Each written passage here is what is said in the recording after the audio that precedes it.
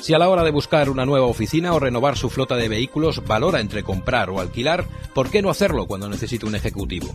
Porque a lo largo de la vida de su empresa puede necesitar del mejor ejecutivo durante un tiempo determinado. VMV Consulting pone a su disposición ejecutivos con más de 20 años de experiencia en entornos nacionales e internacionales. Una circunstancia temporal no puede convertirse en un gasto fijo. VMV Consulting. Conózcanos en www.alquilerejecutivos.com. www.alquilerejecutivos.com.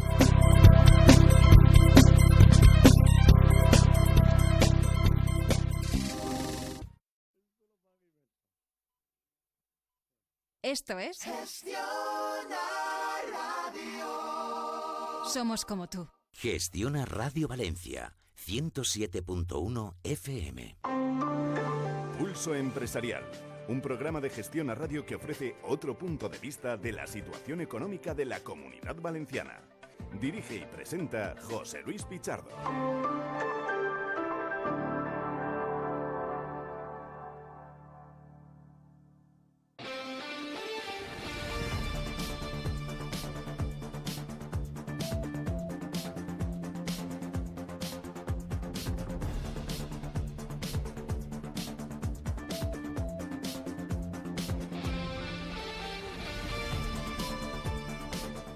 Muy buenas tardes, bienvenidos. Hoy no tenemos dudas aquí en este programa en Pulso Empresarial Valencia sobre si son buenas tardes, son buenas noches, en función del horario que habitualmente tenemos en esta casa, que es de 8 a 9 de la tarde-noche. Son las 6 de la tarde, evidentemente, y 1 minuto, y estamos con ustedes en este horario extraordinario o especial. ¿Por qué? Motivado esta situación debido a la retransmisión deportiva que a partir de las 8:30, mejor dicho, desde las 8 de la tarde ya, nuestros compañeros de Minuto y Marcador les van a ofrecer, concretamente desde el pabellón de la Fuente de San Luis, donde el Valencia Basket va a cerrar concretamente su participación en esta primera fase de la Eurocup, enfrentándose al Lokomotiv Urban. Bueno, hasta entonces, cuando nosotros finalicemos, vendrá nuestro compañero Pere Valenciano con Alteu Costat, donde, como es habitual en esta casa, les va a ofrecer, como todos los miércoles de 7 a 8, pues lo que se refiere y en lo que concierne a la actualidad relacionada con los pueblos y municipios de nuestras tierras, así como, evidentemente, nuestras costumbres y tradiciones. Pero bueno, ahora es tiempo de análisis en clave económica, que aunque cambiemos de horario hoy, pues no vamos a variar ni un ápice de lo que es nuestro contenido habitual en este tiempo de tertulia, como decimos hoy, hasta las 7 de la tarde aquí en Gestión a Radio Valencia. Hemos tenido visita importante por un lado, y por otra parte anuncios también destacados en relación con la figura de un ministro, el de Hacienda, que creo que ustedes conocen, de nombre Cristóbal Montoro, que ha anunciado, digamos, una especie de contraataque o contrapeso en relación con sus primeras intenciones, o al menos la declaración por parte del Fondo Monetario Internacional de que España debería subir el IVA en según qué casos y en según qué tramos. Montoro ya ha dicho que de eso ni hablar. Y luego, pues por otra parte, está, por ejemplo, el asunto de los FLA, que no van a llegar a la Comunidad Valenciana hasta el próximo año, es decir, hasta prácticamente el final de 2016, es decir, dentro de unos días, principios de 2017. Y encima de la mesa, otra cuestión de suma relevancia que hemos comentado ya en estos 2 últimos días aquí en el programa, y tiene que ver con el asunto de los autónomos. Esta mañana se ha producido una reunión, se están produciendo distintas conversaciones entre el también ministro de Hacienda, Cristóbal Montoro, con el presidente de ATA, de la Asociación de Trabajadores Autónomos Nacional, en relación a qué, al polémico asunto sobre el fraccionamiento o no de los famosos trimestres que hay que liquidar habitualmente a la agencia tributaria, y que el ministro dijo que bueno, que a partir del próximo año iba a cambiar esta normativa. Esto ha provocado, como no podía ser de otra forma, una auténtica polvareda, y a partir de ese punto parece que se ha establecido una nueva negociación. Porque lo que está claro es que, lo hemos dicho hasta la saciedad aquí y lo vamos a reiterar una vez más, si al gobierno de la nación, si al gobierno de las comunidades autónomas se les llena la boca en relación sobre lo importante que es la creación de puestos de trabajo, donde los autónomos tienen un peso importante, y al mismo tiempo les ponemos piedras en el camino, pues el resultado final es que no se llevan a cabo realmente un modelo consistente de desarrollo del tejido empresarial de los trabajadores por cuenta propia. Así que menos decir, más hacer. Y Ciudadanos aquí parece que está jugando un papel importante, como nos comentaba Vicente Ten, su diputado nacional por Valencia, el pasado lunes, en relación, como decimos, con la importancia que tiene este modelo de tributación para estos trabajadores que cada vez van creciendo e increciendo y que van suponiendo un elemento importante en la composición del tejido empresarial, no valenciano solo, sino de ámbito español. Trabajadores que al mismo tiempo luego contratan a su vez también a trabajadores. Bueno, simplemente ya para desglosar temas que luego iremos analizando y en este tiempo de editorial apuntarles un par de detalles también importantes, porque el ministro de Fomento ha anunciado que la Unión Europea declara también prioritarias, por ejemplo, las terminales ferroviarias en el ámbito de Silla y La Fuente de San Luis. De hecho, el ministro Íñigo de la Serna ha anunciado en el Foro Futuro en Español, que han organizado conjuntamente Vocento y el diario Las Provincias, la futura llegada de fondos comunitarios a las estaciones ferroviarias valencianas. ¿Y esto con qué motivo o con qué razón? Pues simplemente por aquello de desarrollar y de impulsar un modelo mayor en cuanto a nodos de la red transeuropea del transporte, donde estas estaciones, como decimos, tienen un elemento importante. Y el ministro de Fomento también ha querido dejar claro que espera tener terminado en el primer trimestre del próximo año el tramo comprendido entre Valencia y Castellón en relación con el famoso corredor mediterráneo de un tercer carril, que no se olvide nadie por si alguien tiene dudas al respecto. Luego la conexión Castellón-Tarragona, Dios dirá o ya veremos cómo buenamente se produce. Por cierto, mañana la Asociación Valenciana de Empresarios ha organizado un acto que va a tener su sede concretamente, en la convocatoria es en Saks, en Alicante, porque ahí se busca precisamente potenciar y recalcar la importancia que tiene Villena a través del eje también de la Encina de este corredor mediterráneo. Y por último, el señor Climent, que como estamos en Navidad, ahora no tiene problemas con las aperturas horarias, porque ahora el consumo ya saben cómo funciona en diciembre y luego posteriormente en rebajas, sobre todo el principio de enero, ahora ofrece libertad horaria a la carta para alcanzar un acuerdo con el comercio. Bueno, pues muy bien.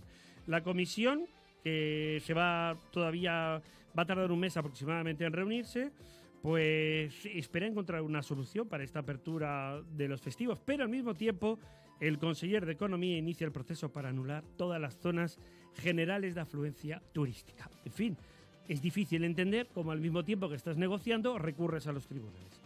Bueno, con Daniel Matoses, con Enrique Albiac, con nuestro buen amigo también Vicente Montañez y con el decano todavía y aspirante a la reelección de su cargo, Juan Manuel Pérez Mira, que espera, como decimos, próximamente el día 21 de diciembre poder nuevamente estar al frente, digamos, de lo que es el Colegio de Economistas de Valencia. Bienvenidos, 6 de la tarde, 7 minutos, a esta edición, hoy anterior a lo que es nuestro horario habitual de Pulso Empresarial Valencia, y como siempre al frente de los mandos técnicos, Marta Rodríguez.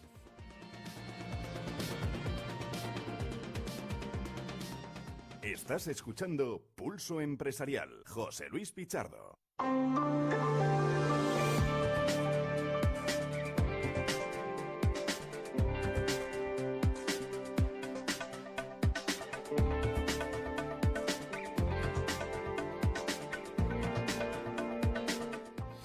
Bueno, pues dicho todo esto, saludamos ya rápidamente, como decimos, a nuestros compañeros. Empiezo por don Vicente. ¿Cómo está usted, amigo? Muy buenas tardes, José Luis. Pues magníficamente. ¿Tiene usted una agenda que, ni la ministra Fátima Báñez ni el ministro Íñigo de la Serna, solo comparable a la de nuestro buen amigo también Daniel Matoses? Porque el amigo Daniel Matoses y yo trabajamos, los otros lo intentan.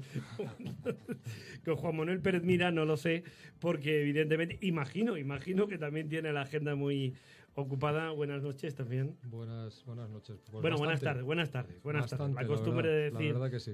La verdad que esta hora es precisamente la hora. Bueno, ya saben ustedes la polémica que comentamos un día sí y otro día también en el programa sobre la conveniencia o no de ajustar nuestro horario precisamente al ámbito anglosajón, por aquello de que estamos en el meridiano del Reino Unido y también de Portugal. Don Daniel Matoses, buenas tardes. Muy buenas tardes. Pues lo dicho, ¿tiene usted la misma agenda que el señor Montañez? Casi pues, por ahí está. Pues no sé la que tiene el señor Montañez, pero desde luego la mía no es nada tranquila. Bueno, felicitarle porque el pasado lunes creo que fue, ¿no? Entregaron ustedes los premios en base a fomentar y el desarrollo de la cultura de la prevención. Exacto. Nosotros hace 18 años constituimos estos premios pues con el ánimo de impulsar la investigación y el estudio en cuanto a erradicar la siniestralidad laboral en nuestro país. Porque si bien es cierto que ha descendido, yo creo que en parte ese descenso se debe a la disminución de la actividad económica. Este es un factor. La construcción ha disminuido muchísimo, ¿pero por qué? Pues porque la construcción pues ha desaparecido del mapa, entonces, obviamente. Y en estos tiempos de crisis, pues hay que cuidar mucho más, si cabe, la prevención, por cuanto que como existe menos disponibilidad económica por parte de las empresas para dedicar fondos a la prevención, pues se puede descuidar más. Los trabajadores, como hay mucho trabajador precario, pues también descuidan esas precauciones que hay que adoptar para evitar tener un siniestro y por eso, pues como decía, 18 años después continúa desgraciadamente estando muy vigente la necesidad de impulsar la investigación y estudio en materia de prevención de riesgos laborales. Bueno, hay que decir, ya le esperamos también a una de las grandes citas del CESIF, de este sindicato independiente de funcionarios, que es para febrero, por ahí más o menos, ¿no? Los premios periodísticos, los que nos atañen a nosotros, a la profesión. Es un evento, creo que también fue una iniciativa muy acertada, porque están totalmente consolidados en el sector. Es muy plural la composición del jurado. Ese jurado lo componen exclusivamente profesionales de la comunicación, exclusivamente, y creo que está muy consolidado por el acierto que ha tenido el jurado en los distintos eventos que se han producido desde hace 8 años. Sí, sí. 18, pero 8. Bueno, felicitar también a Arturo Checa, que es también integrante de la Asociación Profesional de Periodistas Valencianos, que hoy ha recibido el premio, primera segunda edición de los premios de la Policía Local de Valencia, ¿sí? Por la magnífica labor de trabajo y desarrollo de investigación que realiza aquí en esta misma casa en la cual nos encontramos, que es la del diario Las Provincias. Don Enrique Albiach, buenas tardes. Muy buenas tardes, José Tengo la Luis. costumbre de deciros buenas noches, pero buenas tardes. Sí, ¿verdad? Los horarios que normalmente tenemos. Oye, te disparo la primera a la frente muy rápido. El 75% de las pymes españolas, según un informe ayer, se quejaba de que ha tenido problemas para acceder a la financiación en este año que se nos va marchando. Y tienes razón. Sigue habiendo dinero en estas fechas. A mí no me has preguntado lo de la agenda, no tengo agenda. Sigue habiendo dinero para dar, tienes agenda, pero muchas de las entidades siguen diciendo que no encuentran a la empresa ideal. Y eso creo que lo hemos oído todos nosotros más de una vez. Y así es. Y hay fondos del BEI, y hay ICOs, y algunas líneas que no se han acabado y no se han Un detalle muy interesante que luego vamos a comentar también con Juan Manuel Pérez Mira, que primero evidentemente le preguntaremos el por qué y cómo se está desarrollando todo este proceso electoral en el COEF, que hoy también se está produciendo, se va a producir también esa presentación por parte de otras candidaturas, lo cual está muy bien, porque ante todo es un ejercicio de democracia. Pero antes de entrar en materia con el actual decano del COEF, don Vicente Montañez, ¿qué panorama vislumbra usted en base? Porque ayer, a última hora, apareció por parte de, por ejemplo, de Antonio Roch y de algún compañero más, aquello de que a lo mejor, que Montoro un poco en su línea lanza algunos bulos que otros, ¿no? Es decir, para esconder determinados elementos, el gobierno en general, por aquello de que si ahora tenemos que terminar la jornada o no a las 6 de la tarde, es decir... Y primero decimos que vamos a subir los impuestos, pero luego rápidamente reculamos el fraccionamiento de los autónomos. ¿A ti todo esto a qué te suena? Bueno, a mí esto me suena, en primer lugar, voy a empezar exculpándolos inicialmente. Y es que en la medida en la que no existe un presupuesto y por tanto no hay un marco en el que cada cual tenga muy claro cuáles son sus objetivos de ingresos y de gastos y por tanto esa estrategia que es la que se define previamente a los presupuestos se transforme en tácticas y se transforme en decretos ley, etcétera, etcétera, y se pase a la negociación, como quiera que ese marco regulatorio no está claro, cada uno va tocando la canción de oído, ¿eh? Y digo tocando de oído hasta aquí queriendo ser políticamente correcto. Pero como quiera que el políticamente correcto no es algo que me caracterice y tampoco tengo ninguna intención de que me pase a caracterizar, la impresión que yo tengo es de que van como pollos sin cabeza. Es decir, aquí podemos escuchar en menos de una semana desde el portavoz en una entrevista diciendo que van a bajar los impuestos al año que viene. Yo no sé en pro de qué este señor se atreve a decir esto, cuando ayer mismo el Fondo Monetario Internacional les decía que muy bien, chicos, lo estáis haciendo muy bien, vais a crecer al 3%, pero desde luego vais a tener que meter el IVA, vais a tener que subir el IVA y vais a tener que tomar una serie de medidas. Hoy salen a desmentirlo directamente, que no, por el camino decidimos yo iba a decir, como dicen en Sudamérica, expropiense, ¿no? Es decir, quedarnos, oye, por el módico precio de 6.000 millones, pues con unas autopistas en las que realmente no va ni el tato, y yo que voy todas las semanas a Madrid, pues te lo puedo garantizar, que por la R3 por lo menos no va nadie. Nadie. Es decir, que al final tenemos un poco un escenario donde yo creo que no saben muy bien dónde están. Un día hablan de que las pensiones están garantizadas y al otro día nos ponen la mochila del tirolés, ahora le llaman mochila austriaca, que nos la quieren llenar, todavía no sabemos muy bien de qué, porque hay una realidad, es decir, el problema se llama salarios de 600 euros, salario mínimo interprofesional, 6 millones de españoles en esa línea, tasa del 18,7% de desempleo. Vamos a ver, ni mochilas ni mochilos. Es decir, con esos mimbres va a ser muy difícil que hagamos cestos. ¿De qué la vamos a llenar la mochila? En definitiva, que lo que estamos viendo es un escenario donde cada cual barre para ellos. Yo sigo viendo las mismas tácticas y las mismas técnicas más propias de un periodo preelectoral que en la fase en la que nos encontramos, y donde yo creo que lo que se avecina es un 2017 bastante complicado, y si de todos estos a alguno le tengo yo que dar la razón, va a ser al Fondo Monetario Internacional, que habitualmente no acierta ninguna, pero amigo mío, porque peca de optimista. No nos lo perdamos, ¿eh? Muy bien, ahí lo dejas. Bueno, antes de entrar en materia con el proceso electoral del COEF, porque al final ha salido así el tema a colación, evidentemente vamos a escuchar a Juan Manuel Pérez Mina, también pues es lo que es, ¿no? Economista de todo, más allá de sea decano, ¿no?, del colegio en cuestión, y así abrimos también este tiempo de tertulia, y luego más adelante ya enlazamos de cómo se está desarrollando este proceso democrático en el Colegio de los Economistas Valencianos, que evidentemente, como hemos titulado hoy y en algún argumento de promos de redes, tienen mucho que decir en el desarrollo económico, pues por la parte que nos atañe de la Comunidad Valenciana de cara a un futuro inmediato. Pero bueno, yendo en primer lugar al asunto que nos está ocupando ahora en base a esta estrategia o no, que muy bien ha dejado encima de la mesa Vicente Montañez, ¿cómo lo veis vosotros? Bueno, pues efectivamente, lo primero, yo creo que hablar como economista, que es además de mi profesión lo que me gusta, estoy bastante de acuerdo con lo que ha dicho Vicente. Yo creo que vamos a tener una legislatura complicada desde ese punto de vista.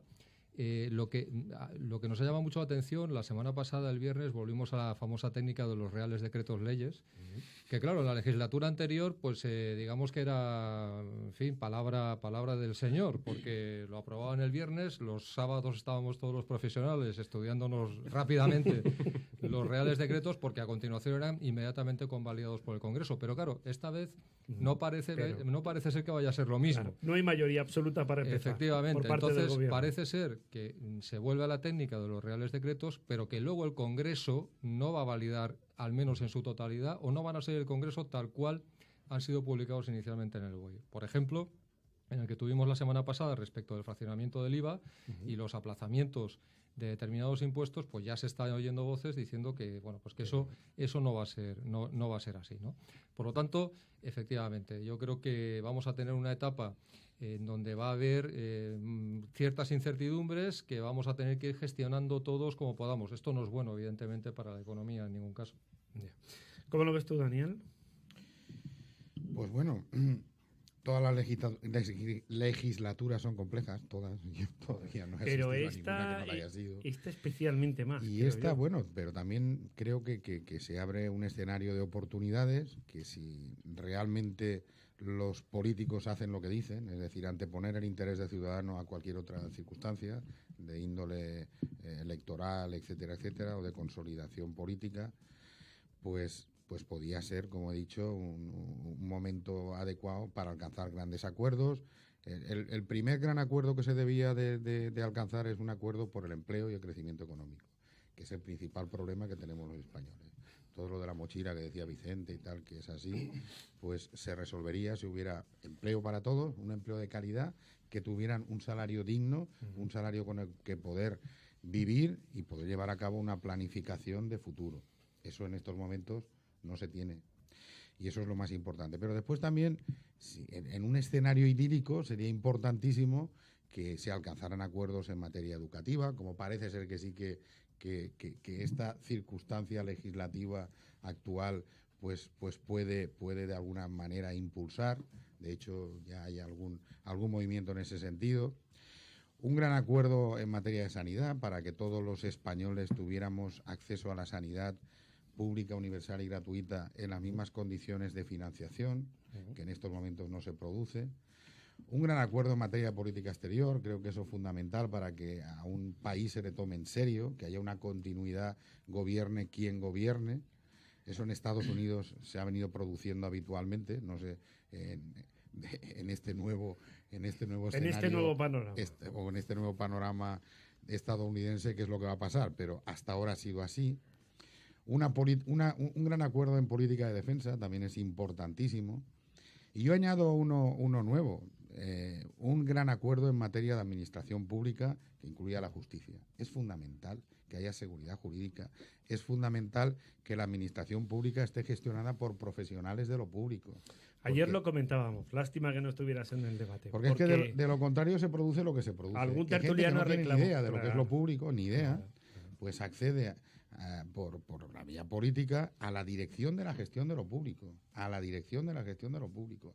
Y así nos va.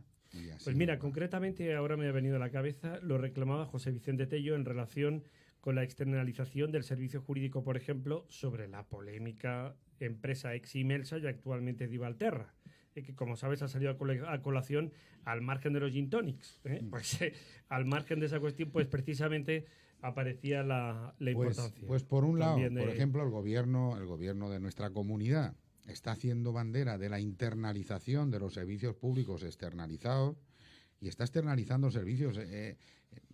Hay algo que es sangrante, que es el aumento de asesores en el gobierno valenciano.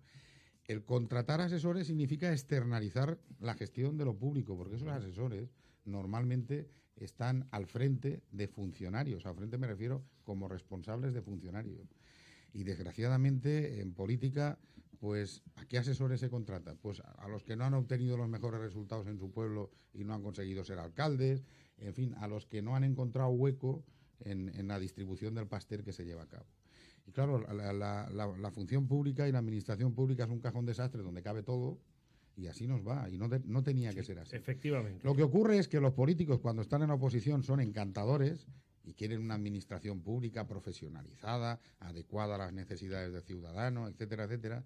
Y cuando llegan al gobierno se olvidan de todo. Quieren una policía propia, unos funcionarios de ellos, totalmente amaestrados, y así nos va también. Por lo tanto, un gran acuerdo por una administración pública útil, eficaz para el ciudadano y totalmente profesionalizada. Muy bien.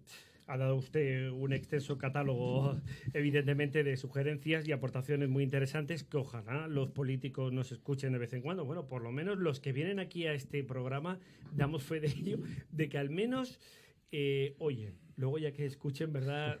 Sí, esto ya es otra cuestión distinta. Vemos que nuestros políticos siguen teniendo el mismo problema, que es miopía y astigmatismo. No ven de lejos, pero cuando lo ven cerca, lo ven borroso. Eso por no decir que están ciegos, ¿no? Y lo dejamos ahí. Es lo que tenemos. Hay que invertir en educación, principalmente en educación y sanidad. Publicación de hoy. Por debajo del 2011 el presupuesto para educación y sanidad.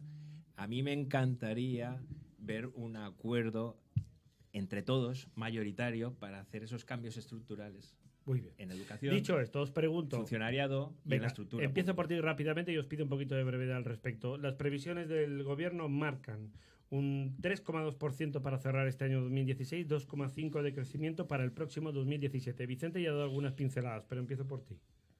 El 2017, no sé yo si vamos a llegar al 2,5%. No, la verdad. Vamos a llegar, por Dios, Enrique. Por A, por B o por C llegaremos. Que yo lo deseo. Sí, que soy optimista para que ocurra, que todos vamos a hacer todo lo posible, pero creación de empleo, ¿qué sectores? Comercio y hostelería, esos son los cambios estructurales. Bueno, estamos siempre en lo mismo. En cuanto terminen las guerras en el norte de África, Egipto se esté más tranquila, ¿qué va a pasar? ¿Ya no crearemos empleo? La industria, SEAT, el primer coche eléctrico, no se va a fabricar en España. Otra noticia de hoy. No lo veo. Bueno, No lo veo. hay que decir que el comercio y la hostelería siguen tirando del carro en la contratación. Es decir, seguimos siendo un país de servicios, para bien o para mal para algunos, o sobre todo porque tenemos una evolución discontinua en nuestro crecimiento económico y empresarial. Bien, a nivel micro, totalmente coincidente con Enrique. Y a nivel macro, no vamos a llegar al 2,5. Y voy a intentar explicar por qué. Y no es porque sea pesimista. Lo que pasa es que aquí el no subirse a la Excel del señor de Guindos, pues parece ser que es ser pesimista, o que es no ser patriota, o que es no ser solidario. Y no es así. Vamos a ver. Esta economía está fundamentado su crecimiento al 3,1%, que será como acabaremos este año, sobre 3 pilares fundamentales. Primero, precio de los hidrocarburos, ¿vale?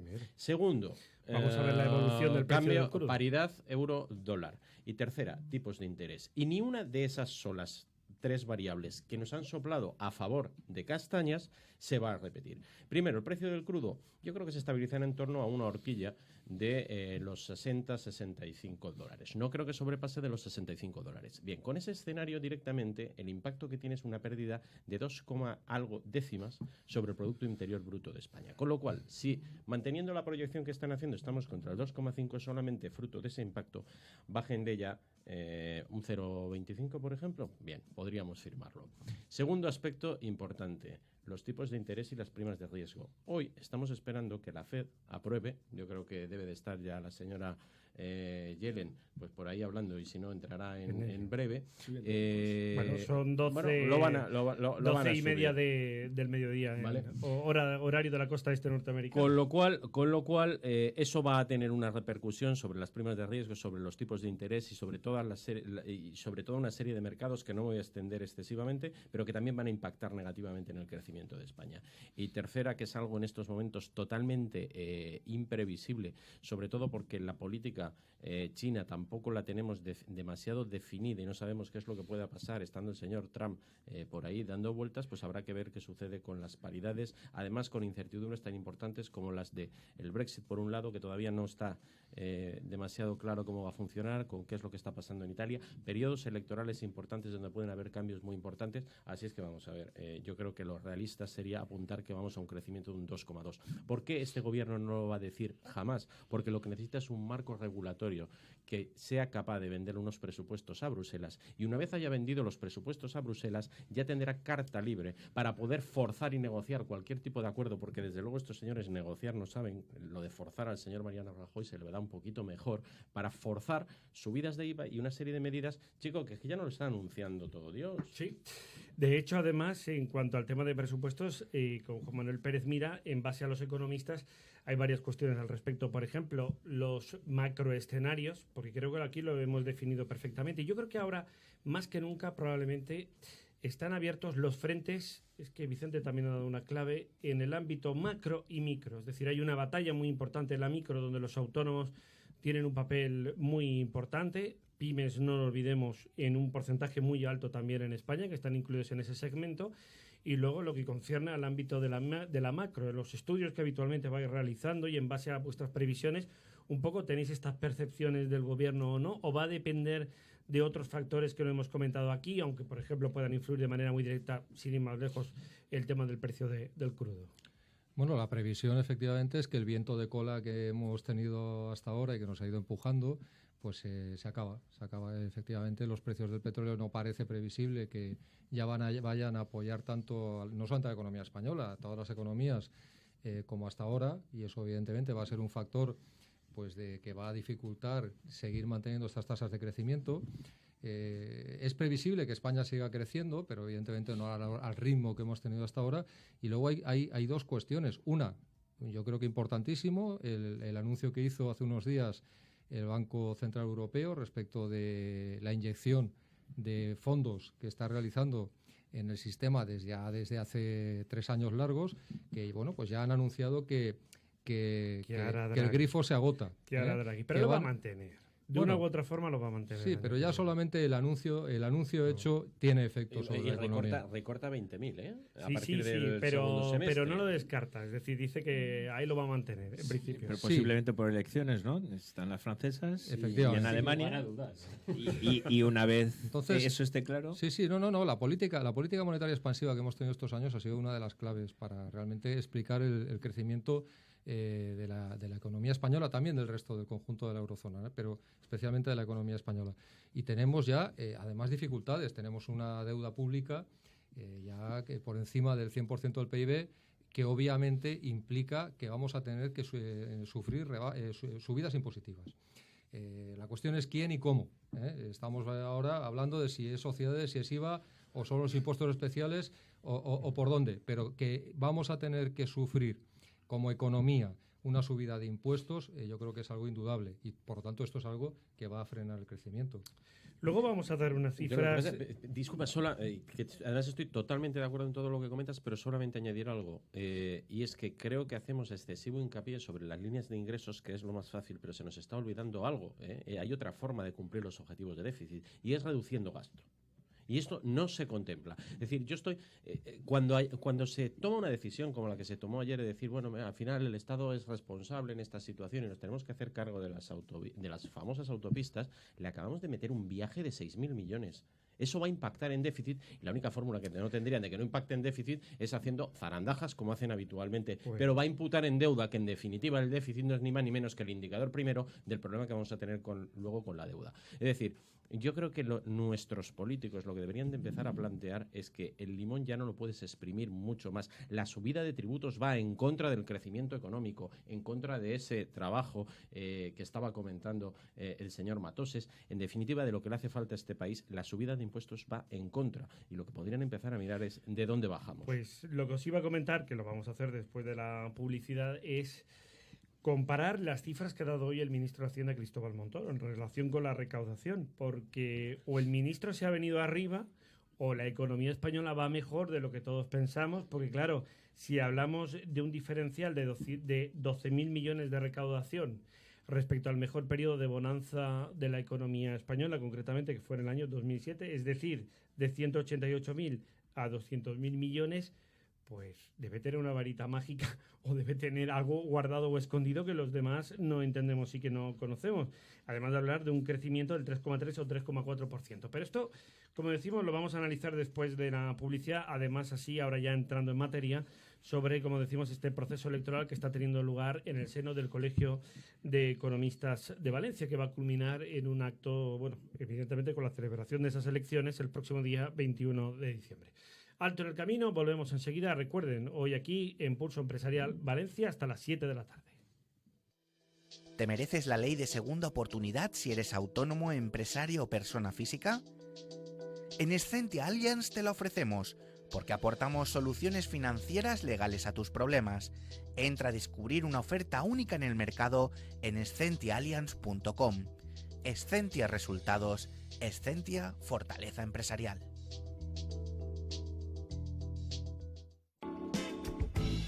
Tello Abogados, 25 años de servicio personalizado. Tello Abogados, especialistas en asesoramiento y gestión para empresas, autónomos y particulares. Tello Abogados, servicios jurídicos en derecho laboral, fiscal, mercantil, urbanístico y contencioso administrativo, civil o familiar. Consulte nuestros servicios en telloabogados.com. Estás escuchando Pulso Empresarial, José Luis Pichardo.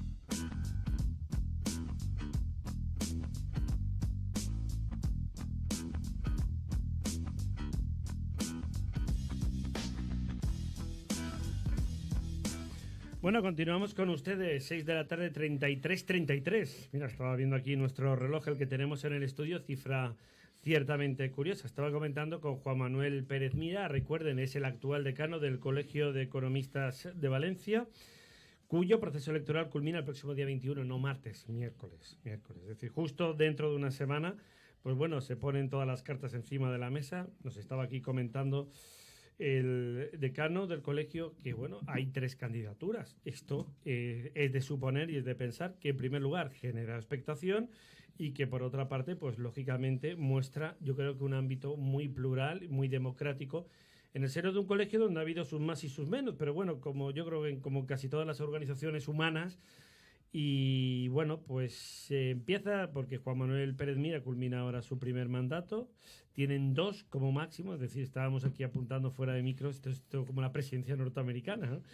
Pero no como los presidentes españoles, por ejemplo, que no sé por qué no lo hace. Solo lo ha cumplido José María Aznar, si no recuerdo mal. Y Eduardo Zaplana en la Comunidad Valenciana. Y Zapatero lo cumplió, pero a la fuerza porque perdió las segundas elecciones. En definitiva, este proceso, que como decimos tiene esas 3 candidaturas, que se muestra en principio abierto, pero bueno, vamos a preguntarle al decano también cómo se va desarrollando todo, cuáles son esas perspectivas y posibilidades y el por qué se ha generado también esta situación electoral y qué visos tiene en su programa, en su proyecto de cara al futuro y, por qué no decirlo, como en tantas otras cosas, pues a enmendar los errores que se hayan podido cometer. Bueno, nosotros la verdad es que estamos muy ilusionados, hemos presentado una candidatura además de renovación, pero que en la que contamos con las personas que nos han acompañado en estos 4 años y por lo tanto hemos conformado un equipo para continuar con lo que estamos haciendo los últimos 4 años, que es dar un viraje importante a un colegio como el nuestro, que es un colegio muy activo, muy vivo, con profesionales como los economistas, en fin, que desarrollamos nuestra actividad en muchos ámbitos diferentes de la realidad económica y empresarial. Y, por lo tanto, además un colegio muy importante de adscripción voluntaria, y a pesar de eso, pues con 4.000 profesionales colegiados y que están pues porque quieren estar, ¿no? De manera que, bueno, pues a pesar de ser un colegio, tenemos que estar muy vivos para poder mantener la fuerza del colegio, mantener el interés de los colegiados y luego, además, algo muy importante desde mi punto de vista y que, desde luego, yo he intentado potenciar al máximo estos 4 años, que es lo que llamamos la utilidad o la función social del colegio. Es decir, el colegio tiene que tener un valor para la sociedad y para los ciudadanos también, si no, pues difícilmente se plantea esa justificación. Bueno, yo luego te sigo haciendo preguntas, pero aprovechando que están aquí nuestros compañeros y tertulianos, ¿queréis preguntarle algo al decano? Nada, paso palabra. Daniel, ¿tampoco? Yo no soy economista. Bueno, pues más preguntas. Bueno, pues lo enlazo yo para hacerle 2 preguntas más y terminar este primer aspecto de esta mini entrevista. Juan Manuel, ha habido por ahí muchos aparentemente roces a nivel mediático y por eso decíamos el tema a lo mejor de subsanar errores. Es un poco una pregunta un poco tal vez retórica, un tanto paradójica, pero ¿por qué se han producido estas ciertas situaciones de tensión? Bueno, en mi opinión se han producido precisamente por lo que estaba comentando, y es que estamos imprimiendo un cambio muy importante en la organización. Estamos haciendo un colegio del siglo XXI, un colegio moderno. No digo que antes no fuera un buen colegio, al contrario, teníamos un buen colegio, pero vimos en un momento determinado que teníamos que adaptarnos a una nueva sociedad, a una nueva realidad de nuestros colegiados, a otras expectativas, ¿no? Y entonces esto lo hemos hecho durante estos 4 años, queremos perseverar en esa línea y eso indudablemente pues genera al final que las organizaciones pues se generen tensiones en las organizaciones que son inevitables, ¿no? Y yo creo que eso ha estado en la base de lo que nos ha ocurrido en estos 4 años, pero por otro lado creo que hemos conseguido que el colegio tenga mucha más repercusión y utilidad en la sociedad civil valenciana, dar muchos más servicios a nuestros colegiados y, en definitiva, imprimir pues todo un conjunto de actividades y de servicios que están ofreciendo mucho valor a los Hay un detalle además importante y es que no solo en el Colegio de Economistas de Valencia, y esto lo saben nuestros compañeros tertulianos, por lo que es el ámbito de la experiencia en general de los distintos colegios que vais pasando por aquí, por esta mesa, y lo que vamos viendo en el día a día. Efectivamente, tal vez hay una demanda importante de una parte de la sociedad valenciana en general, porque al fin y al cabo pues representáis distintos tejidos colectivos, etcétera, que demuestran su importancia, y por eso hemos titulado en la promo de hoy, por ejemplo, la importancia que debéis tener, en el caso que os ocupa de Valencia, evidentemente de cara al futuro. Es decir, hay que dar realmente ese paso adelante. Hay, por ejemplo, creo que ya lo habéis hecho, de tener encima de la mesa, pues ya que está ahora el tema encima que tenemos ahora mismo de plena actualidad, por ejemplo, dar un paso con la reivindicación del corredor mediterráneo, de decirle, por ejemplo, al Consell, que además, como tú bien sabes, Vicent Soler, que es además también integrante del colegio, decirle, oiga, señor conseller, está muy bien esto en clave política de los famosos 1.300 millones, pero que fueran un poco a cuentas un poco raras, es decir, de marcar un poco en la medida de lo posible la pauta a los desarrollos políticos, y esto vaya por delante, por supuesto, con independencia del color del gobierno que esté al frente del Consell. Bueno, nosotros así lo pensamos y eso ha sido uno de los, yo creo, de los grandes cambios que ha tenido el colegio en estos 4 años. Nosotros pensamos en la reflexión que hicimos hace 4 años que, bueno, los economistas, por nuestra profesión, tenemos algo que aportar a la sociedad, que son muchas cosas, pero una de ellas también es aportar opinión técnica, profesional, no política, no sesgada, sobre determinados temas que interesan a todos. Y a partir de ahí, pues cada uno, pues que lo tome como considere. Y por lo tanto, hemos considerado importante estar en los grandes temas de la sociedad valenciana. Hemos estado en el tema del corredor mediterráneo, hemos estado en el tema de la financiación autonómica y hemos estado en los grandes debates, siempre con una opinión, insisto, no sesgada, profesional, técnica y además a través de herramientas que yo creo que son muy válidas, porque lo que hacemos es preguntar la opinión del colectivo. Es decir, hacemos encuestas, nos responden 1.200 economistas y por lo tanto cuando yo respondo a alguna pregunta estoy hablando por la boca de 1.200 profesionales de todo tipo que están a pie de obra, que están en la realidad de la Comunidad Valenciana y yo creo que es una opinión que hay que tener en cuenta. Sí, sí. Daniel, extiendo la pregunta y empiezo contigo. ¿Los colegios en general profesionales tienen que dar ese paso adelante? Yo creo que los colegios profesionales son muy útiles y muy necesarios. A propósito, creo que el colegio de periodistas se debía de constituir. Sí, por ejemplo. Pues en fin, creo que son la asignatura son muy importantes. En ello estamos. Como decía Juan Manuel Pérez. Como decía Juan Manuel, porque desde la sociedad civil se debe de dar impulso a aquello que los políticos olvidan. Y en ese sentido, pues el colegio de economistas, que formalmente son los que más entienden de economía, son los que, dejándose de demagogias políticas y de otras zarandajas, deben de hacer unos planteamientos realistas para que los ciudadanos sepan qué es lo que conviene y qué es lo que se está haciendo. Entonces, en concreto, este colegio, pues si cabe, tiene ese valor añadido. Y en general, los colegios profesionales, como he dicho, pienso que son muy útiles porque deben de constituir la defensa de los colegiados, la defensa de la profesión del colegio al que pertenecen. Sé que han estado bastante denostados. El que no sea la colegiación obligatoria en muchos de ellos es un hándicap, en otros no, porque sí que es obligatoria, como por ejemplo el colegio de médicos, pero pienso que tienen un papel muy importante en la sociedad civil y en ese sentido creo que hay que impulsar el reconocimiento a los colegios profesionales desde el resto de la sociedad civil y desde la clase política. Sí, no, sobre todo era trasladarle, como bien has dicho, quien es economista está mucho más dentro de los temas del colegio y me traslada el compañero y asociado nuestro, Fernando, ¿qué le parecía a Juan Manuel la imagen que se había dado del colegio, al parecer por esa guerra interna dentro de la Junta?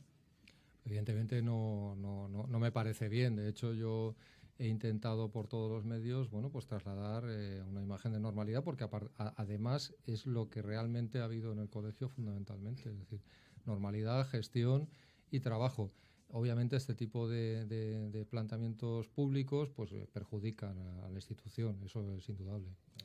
Bueno, y aparte de esto, ya tu opinión respecto a lo que estamos comentando, el papel de los colegios en general. No, es importantísimo. Además, sabes que tenemos muchos compañeros abogados y se nota cuando hay un colegio detrás, marca unas líneas de trabajo y yo creo que es ideal para el profesional y sobre todo para evitar lo que estamos acostumbrados en este país, ¿no? El pirateo y demás en muchas profesiones que al final a mí me ocurre, a nosotros nos ocurre, ¿no? Como asesor de patrimonio, yo no puedo llevar un taxi, necesito una licencia, pero vas al aeropuerto y el taxista te dicen que tienes que invertir y no pasa nada.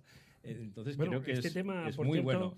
Aprovecharemos para comentarlo mañana porque hay bastantes novedades con la nueva ley reguladora del taxi a raíz de la irrupción de Uber y otros operadores virtuales. Obviamente tengo que hablar de mi libro ya no solamente el Colegio Economista, lo que son los colegios profesionales, hay una especie de mito, leyenda urbana respecto de que los colegios restringimos la competencia o que somos elementos que obstaculizamos la competencia. Hay una cosa elemental, sin reglas no es posible la competencia, es decir, sin regular el mercado, claro, lo que tenemos es la selva. ¿Y qué es lo que hace un colegio profesional? No está limitando la libertad de los profesionales. Nosotros, por ejemplo, somos un ejemplo claro porque no tenemos la colegiación obligatoria. Lo que sí que estamos es velando porque los servicios profesionales que se estén prestando sean de calidad, estén regulados y al final que los presten los profesionales que lo son, que esto es algo importante. Entonces, yo creo que esta parte de regulación del mercado, no solamente a las profesiones, sino en general, es imprescindible precisamente para que haya competencia. Bueno. Y por último, don Vicente. Sí, yo creo que me quedo con lo último que está comentando. Creo que la función más importante, en definitiva, que tienen, yo creo que los colegios profesionales, y a los que desde luego yo creo que no se les da el debido valor que tienen, ¿no? Sí. Es precisamente eso, es decir, es el ser capaces de establecer toda una serie de reglas del juego. Y aplicar un poco, pues yo creo que sobre todo en determinados sectores, de imparcialidad, y sí que hacer un frente común de determinados profesionales frente a la vorágine en la que nos encontramos. Estaba comentando el de los periodistas o el de los economistas. No, el de los periodistas no existe. Por eso mismo te lo digo. Es decir, probablemente si existiera un poco mejor andaría la profesión. Bueno, aquí como en todas las profesiones, no quiero llamar a nadie malo, pero cada uno tiene su propio criterio y digamos que hay una parte de compañeros que no siguen a veces un criterio determinadamente acertado. De hecho, sin ir más lejos, o incluso han salido a colación anuncios en relación a que determinado tipo de tratamiento de la información puede poner en peligro vidas, y es verdad, es decir, yo creo que como todo hay un límite y, pues por ejemplo, los colegios sí que ayudarían, como es de sentido común, a que, bueno, que si aportamos determinada información sea a través de fuentes contrastadas, que luego los periodistas no seamos siempre los malos de la película, porque siempre somos los malos de la película, y así. Efectivamente, yo creo que ese es el principal papel de los colegios, y creo que por tanto tienen una parte muy activa en la vida social, profesional y también política, como representantes, sobre todo en ámbitos como es el colegio de economistas, con una vinculación tan directa sobre la buena marcha de las sociedades, ¿no? Claro. Por eso, bueno, lo decimos desde estos micrófonos, con independencia de quién sea el próximo decano, evidentemente desearle suerte a todas las candidaturas, y en este caso a Juan Manuel, porque lo tenemos aquí, pues les vamos a exigir que tengan un papel mucho más importante y relevante. Y también lanzo el aviso que los medios no nos comemos a nadie, que es que hay colegios que parece que les da miedo venir a los medios de comunicación, que hay de todo, que no todo el mundo es malo ni muerde. Cada uno, insistimos, tiene una interpretación de las cosas. Bueno, volvemos a la cara con el ministro Montoro. Venga, va, para cerrar el programa hasta las 7 de la tarde. ¿Quién se cree las cifras que hemos comentado anteriormente? Lo vamos a recordar. Según el señor Montoro, los 188.000 millones de recaudación que va a conseguir el Estado al cierre de este año 2016, evidentemente en concepto de impuestos, implican un crecimiento del 3,3 o el 3,4% respecto al anterior ejercicio de 2015. Vale. Nos quedamos, tal y como hemos comentado antes, a tan solo 12.000 millones de los 200.000 que se consiguieron en 2007. No hace falta mostrar la comparación entre lo que era la situación en 2007 de la economía española y la actual. Así que empezáis. Podéis disparar. Porque yo os veo sonreír, con lo cual ya podéis empezar a disparar. Primera lectura. Oye, y sin el señor Montoro, ¿verdad? Que se vaya un ratito, nos deje otro añito más y seguramente conseguirá recaudarlo. Bueno, igual no está mal. Fuera de esta pequeña broma, lo que pasa es que la broma no es intencionada, es decir, porque, bueno, es que no sé de qué sacan pecho, es decir, ¿saca pecho de qué? Es decir, si habéis estado ausentes, si no habéis hecho... No, en teoría no teníais que hacer nada, y sin hacer nada, es decir, simplemente llevando la inercia, los objetivos mejoran. Pues magnífico, no seguir sin hacer nada y dejar la inercia.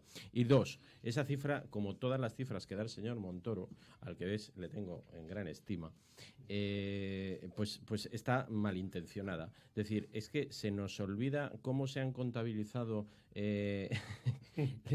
Dos cositas. El adelanto del impuesto de sociedades que se ha realizado, ¿vale? 5.000, casi no sé 6.000 millones, ¿vale?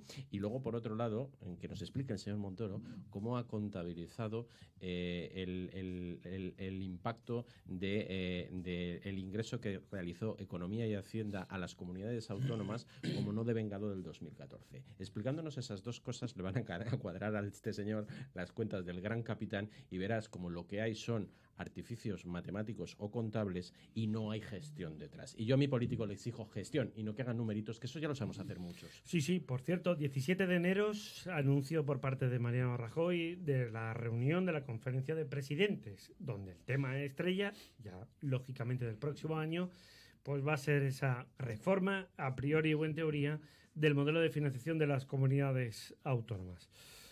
Lo dicho, Juan Manuel, ¿tú te crees esas cifras del ministro de Hacienda? Bueno, yo la verdad es que no tengo elementos para valorar las cifras que da el ministro. No tengo por qué dudar de las cifras. Tendríamos que verlas. Lo que sí que es cierto es que, bueno, con un crecimiento del 3%, lo lógico es que la recaudación vaya bien.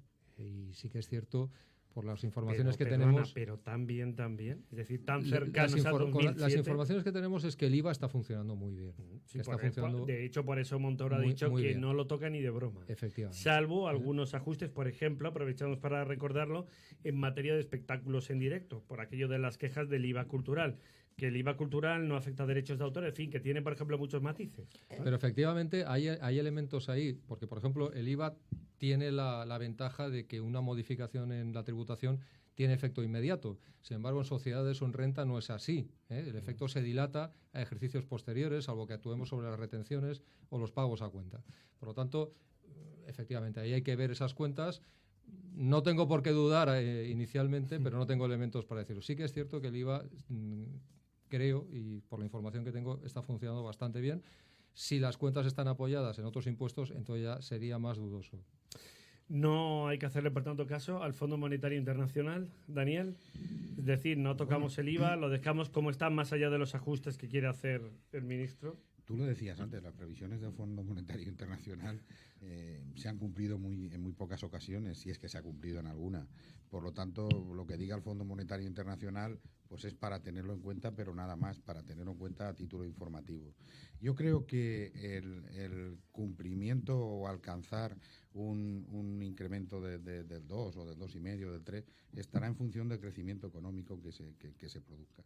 Y el incremento de la recaudación, como decía Juan Manuel, pues si ha habido un crecimiento en torno al 3%, pues efectivamente el crecimiento de la recaudación, lógicamente, tiene que ser mayor. Lo que ocurre es que yo estoy observando, al menos en esta comunidad, o en esta provincia, mejor dicho, que la actuación de la agencia tributaria está siendo una actuación totalmente confiscatoria en materia de gestión tributaria. Es decir, que están mandando a todos los contribuyentes escritos indicándoles que su declaración de la renta pues no ha sido correcta y que tal deducción o tal otra pues no se ajusta al ordenamiento jurídico. Y me imagino que todas las personas que tengan posibilidades y conocimientos pues estarán recurriendo ante el Tribunal Económico Administrativo o a instancias judiciales esas reclamaciones de las que están siendo objeto, que también tengo entendido que en muchísimas ocasiones, en demasiadas, no se ajustan al ordenamiento jurídico. Claro, eso puede producir un retorno. Vamos, que hay una mayor presión a todas. No, hay una mayor presión, pero de todas, por lo visto, además del incentivo que está establecido para los funcionarios correspondientes, el obtener unos mayores ingresos, pues deben de haber recibido unas instrucciones muy rigurosas para que incrementen la presión sobre el contribuyente. Eso yo creo que no es bueno porque va a perjudicar sobre todo a las clases sociales y económicas pues menos pudientes que sean objeto de esas actuaciones, porque son los que tienen menos recursos para acudir a profesionales y que llevan a cabo actuaciones judiciales ante el Tribunal Económico Administrativo, ante la justicia, etcétera, etcétera. Y claro, como ahí no hay ninguna reciprocidad, porque si la actuación de un contribuyente es negligente o se ha realizado de forma contraria a ordenamiento jurídico, las sanciones, las multas y todo eso, pues no te las quita nadie.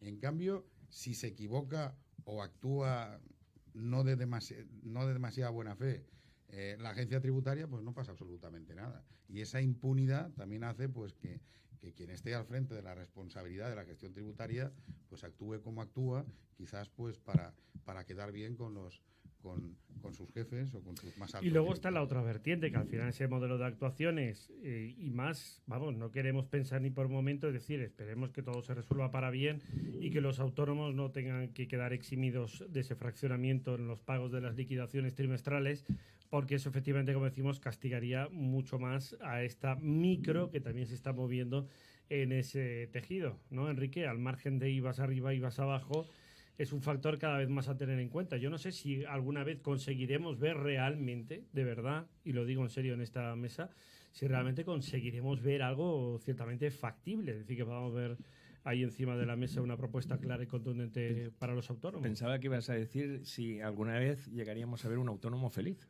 ¿no? Por eso porque al final lo podéis decir como que se le crucifica, se le apalea, ¿no? Fíjate que y luego se cuenta con él o con ella para aumentar que han llegado, que es una manera de favorecer el emprendimiento. Los anuncios de una entidad financiera, Daniel, ¿no?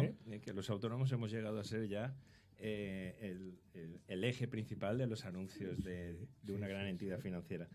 Bueno, por lo que estábamos comentando, lo que sí que vemos es lo sufrida que es la contabilidad.